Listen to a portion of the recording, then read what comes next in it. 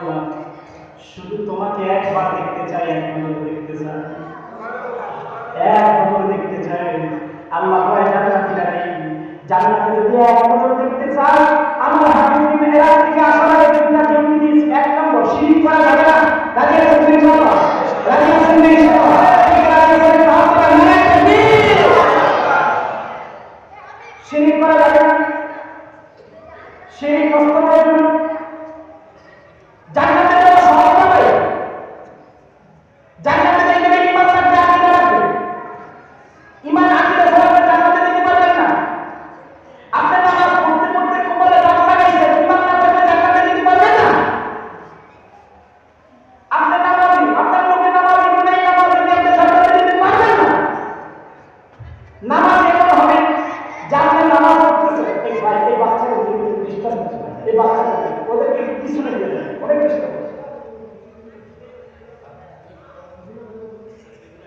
কথা বলবো না ভাই। জান্নাত, জান্নাত থেকে যেতে চাই, যান। জান্নাতটা আমি সহজ না, জান্নাতে জান্নাতে যাবেন। জান্নাতে যেতে ঈমান দরকার আছে না? আমল দরকার আছে না? ঈমান আমল ছাড়া আপনি জান্নাতে যেতে পারবেন? তো বলতেছিলাম ভাই, রাসূলের মেরাজ কথা বলতেছিলাম। রাসূল মেরাজ থেকে আসার আগে দুইটা কাজ দিয়েছে। কয়টা? এক নম্বর কাজ কি বলেন? শিরিক করা যাবে, শিরিক করা যাবে। দুই নম্বর কাজ কি? দুই নম্বর কাজ, জীবনে যতদিন বাঁচবেন, জীবনে যতদিন থাকবেন, আপনার কথা, আপনার মৌন সম্মতি, আপনার আকার, আপনার ইশারা, আপনার ইঙ্গিতের দ্বারা এমন কোনো কথা, এমন কোনো শব্দ চয়ন যেন আপনার মুখ দিয়ে বের না হয় যে হাবিব কিবরিয়া আরশ চুম্বি সম্মানের উপরে আঘাত করবে, এমন কোনো কথা যদি বের হয়ে যায়, আল্লাহ কয় হাবিব আমার শিরকের গুনাহ আমি মাফ করব যদি তওবা না করে। দুই, যদি তারা আপনার চরিত্রের ব্যাপারে বা আপনাকে সাধারণ মানুষ হিসেবে তহমত দেয়, এমন কোনো কথা যদি আপনাকে বলে, আপনার লাইফ স্টাইলে যদি ছোট করে তহমত দেয়, ও হাবিব আপনি জানাই দেন আমার ওই বান্দাকে আমি মাফ করবো। বলেন কয়জনকে মাফ করবে না? দুই। এক নম্বর কি? যারা শিরক করবে। বলেন যারা কি করবে? শিরক করবে। আমরা এই মাহফিল থেকে আজকে এক নম্বর ওয়াদা করব, নামাজ যতটুকু করবো কার জন্য করবো? বলেন নামাজ কার জন্য করবো? আল্লাহ। নামাজ ছাড়া আপনি কখনো জান্নাতে যেতে পারবেন না। নামাজ এটা জান্নাতে যাওয়ার সবচেয়ে বড় মাধ্যম। আজকে আমি আলোচনা করার পূর্বে আমাদের এলাকাবাসী বলেছি যে হুজুর একটু নামাজের কথা বলবেন। মানুষ কখনোই নামাজে নাই, মসজিদ বানায় 2 কোটি টাকা দিয়ে। কয় কোটি? কথা কয় না? মসজিদ কয় কোটি টাকা দিয়ে না?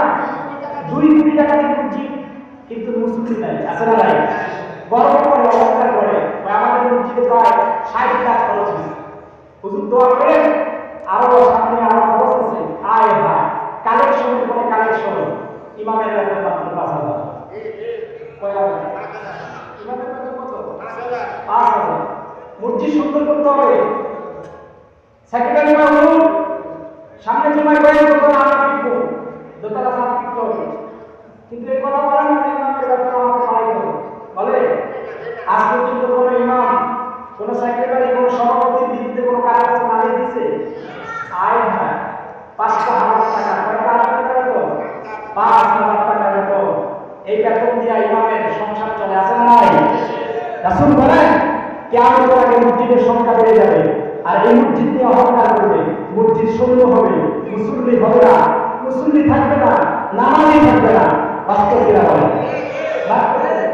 আর সমাজে মুসল্লি নাই।